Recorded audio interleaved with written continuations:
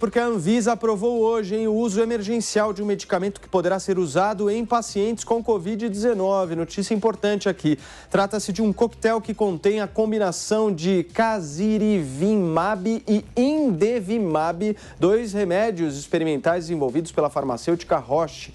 O uso, no entanto, é restrito a hospitais e a venda ao comércio não está liberada. O tratamento é recomendado para pacientes com 12 anos ou mais, que tenham no mínimo 40 quilos, que não necessitem de suplementação de oxigênio e que apresentem alto risco de progressão da doença. É o segundo medicamento contra a Covid-19 aprovado pela Agência Nacional de Vigilância Sanitária. O primeiro foi o Remdesivir no mês passado. Tá aí uma boa notícia, né, Constantino? Para a gente começar a tarde desta terça-feira, hoje é terça. Paulo, é uma boa notícia, sem dúvida, né? Nós temos que lembrar que essa pandemia tem 1 ano e toda a indústria farmacêutica, pesquisadores, tudo estão correndo atrás de soluções. Né? Isso mostra, em primeiro lugar, as vantagens do capitalismo. Né? Tudo isso vem de laboratórios bem capitalizados, em ambientes de livre mercado, competição, propriedade privada bem definida. Né? Mas tem alguns outros aspectos que a gente precisa trazer em conta aqui, que é justamente a postura de humildade em relação ao processo científico e também não politizar em excesso. Você citou que o Remdesivir é o único aprovado, no FDA também é o único oficialmente aprovado, mas sabe quanto o laboratório cobra?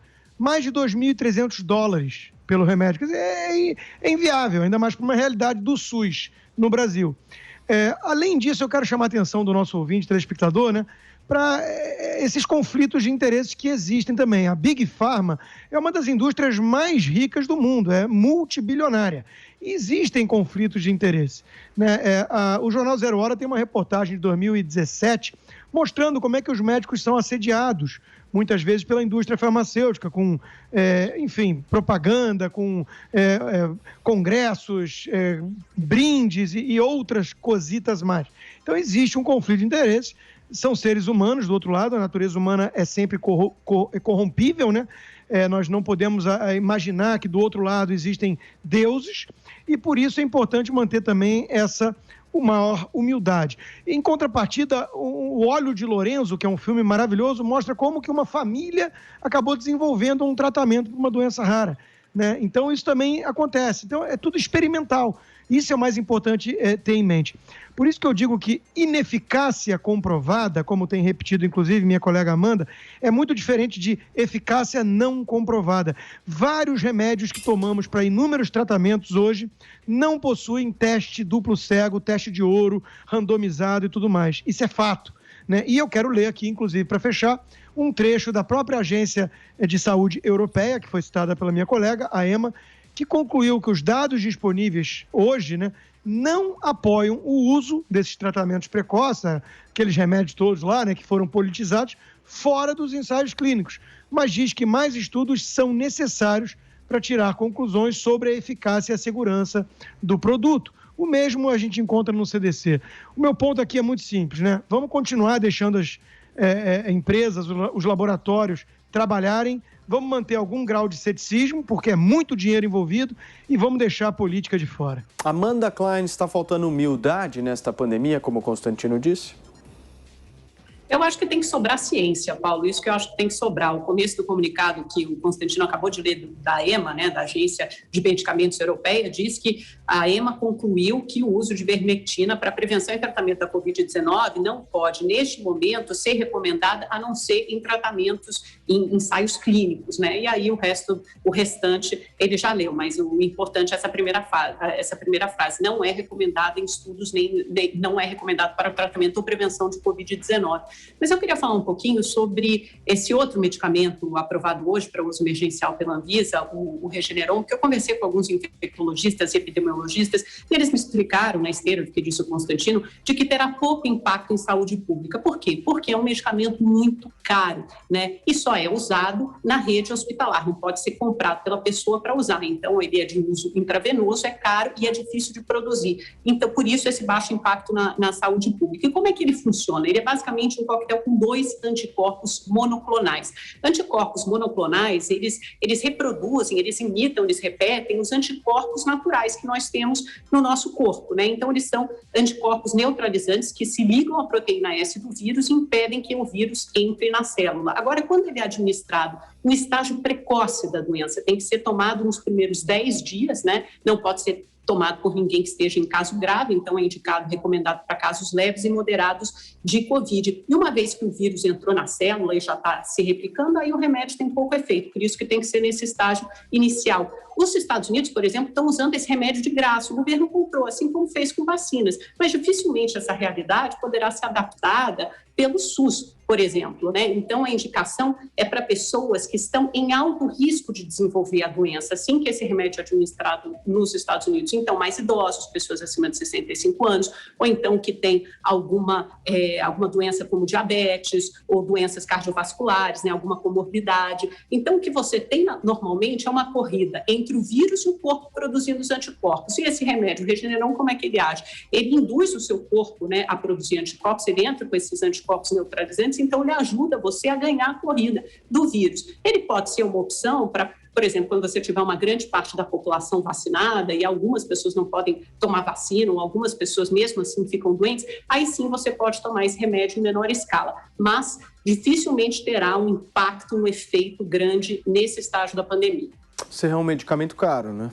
Medicamento caríssimo, mas agora o medicamento mais complicado que nós vamos ter que arrumar é o remédio que vai nos livrar da crise econômica, dos efeitos colaterais de medidas pouco inteligentes que foram tomadas nessa era do Covidão. O Covidão foi ótimo. Lucro para alguns, prejuízos gigantescos para muitas sociedades. Aqui no Brasil, então, com os lockdowns mal feitos, medidas atabalhoadas de fechamento do comércio causaram prejuízo e desemprego a muita gente. Sem falar também na própria tragédia pessoal de famílias que perderam seus entes queridos por esse Covidão. E o efeito psicossocial, que é mais assustador ainda. A sociedade brasileira hoje, em sua maioria, vive amedrontada por essa doença e sabendo, já prevendo, já temendo que podem vir novas doenças parecidas.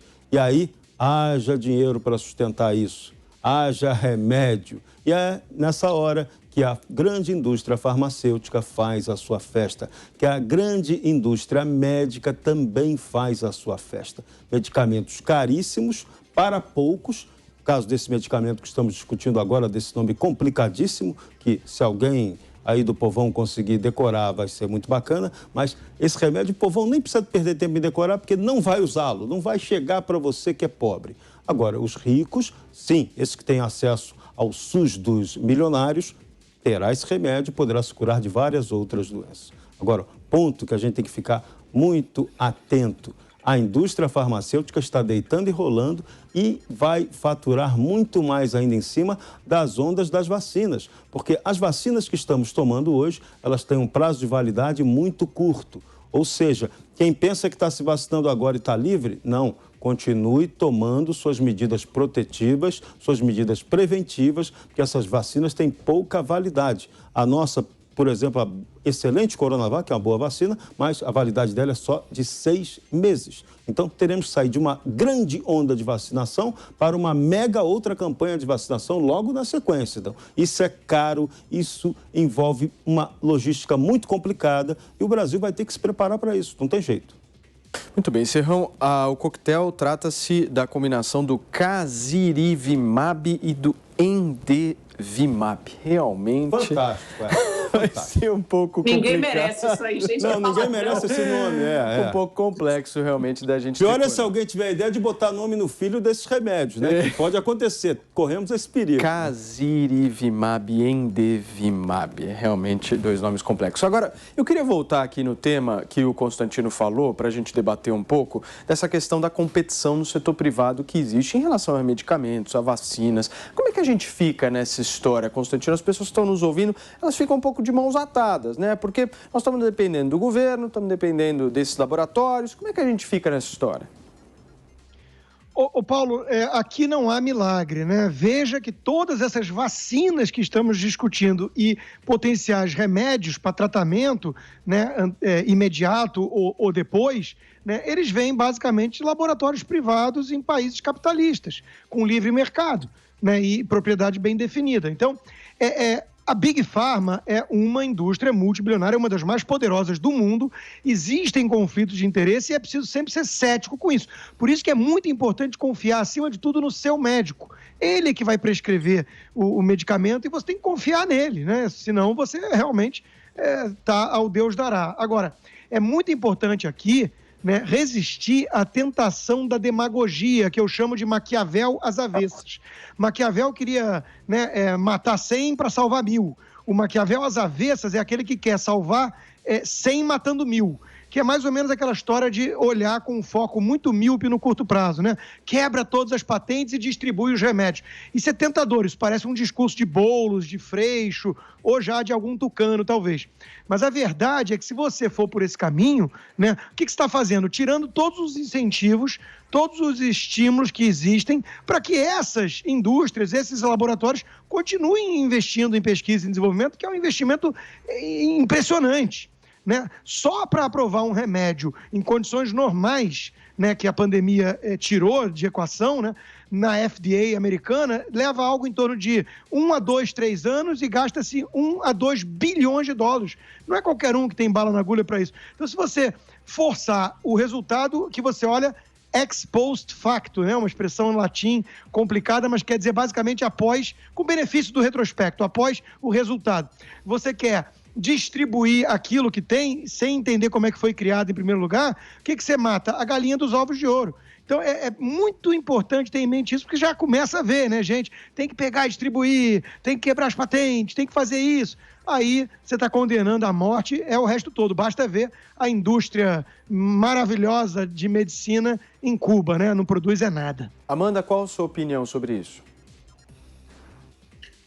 Olha, é uma discussão complexa, tem até a Índia e a África do Sul se mobilizando no OMC justamente para quebrar a patente de algumas vacinas e remédios nessa época da Covid-19. Aliás, deu um ruído lá na diplomacia com o Brasil, porque normalmente o Brasil fica ao lado desses países, dos países em desenvolvimento que claramente se beneficiariam disso, mas dessa vez não ficou, né? Isso foi antes da saída do chanceler Ernesto Araújo, por isso até a demora na importação do IFA da Índia e de doses prontas. Então, quer dizer, o Brasil ficou aí, sair, normalmente ele se comportaria, ficaria ao lado desse país e agora tomou uma outra posição. Até na última reunião, ele nem tomou uma posição antagônica, ele ficou neutro. É uma discussão complexa. A gente fez isso com os medicamentos, os antirretrovirais, na época do coquetel do HIV, e deu muito certo, né? Foi isso que tornou o Brasil um dos maiores cases de distribuição desses remédios, desses medicamentos, fez com que a gente controlasse a epidemia de AIDS, de HIV na época. Então, em muitos momentos, ele dá resultado, sim, mas, por outro lado, tem o que o Constantino falou, quer dizer, essas big pharmas, esses grandes laboratórios capitalistas, eles vivem disso, com uma enorme injeção de recursos, porque essas pesquisas custam muito caro, e esses, obviamente, os cientistas têm que ser remunerados, e são esses medicamentos que trazem soluções, não só medicamentos, mas vacinas também. A gente viu os investimentos cultosos, por exemplo, que o governo norte-americano fez via a Operação Warp Speed para o desenvolvimento das vacinas da Pfizer, da Moderna, acho que da Janssen também, salvo engano. Então, são investimentos que trazem imensos benefícios para a população de outro lado, mas, por outro lado, você tem uma parte do mundo em desenvolvimento, ou então de países pobres, que simplesmente não se beneficiam dessas descobertas. Então, talvez desse para chegar a uma equação um pouco mais igualitária, porque hoje a gente tem países ricos vacinando muito, né, de renda média e ricos, e a gente tem países pobres com um acesso mínimo às vacinas. Serrão, uma mensagem para quem nos ouve, o que a gente deve fazer nessa situação? Olha, o momento agora do Brasil aproveitar esse pandemônio do Covidão para acordar para duas realidades contra as quais nós somos muito ruins. Nosso país tem que investir maciçamente em desenvolvimento tecnológico. Somos muito ruins nisso, sobretudo na área farmacêutica. Temos laboratórios fantásticos, pessoal, cientistas aqui fantásticos, que merecem um apoio para a produção de medicamentos e tratamentos diferenciados que sejam mais baratos e acessíveis à população. Segundo ponto que a gente tem que levar em conta depois desse pandemônio, Temos que rever o nosso modelo de atendimento à saúde, sobretudo à saúde pública. A vergonha que passamos em não termos leitos de UTI, não termos pessoal preparado para tratar de pacientes em UTI, foi um fato grave que está passando batido aí, né? Custou a vida de pessoas. Isso não é política. Isso daí é a realidade que tem que ser executada. Não é politicagem, é política pública de saúde que o Brasil tem que aprender a executar, tanto na ciência quanto na área do atendimento à saúde.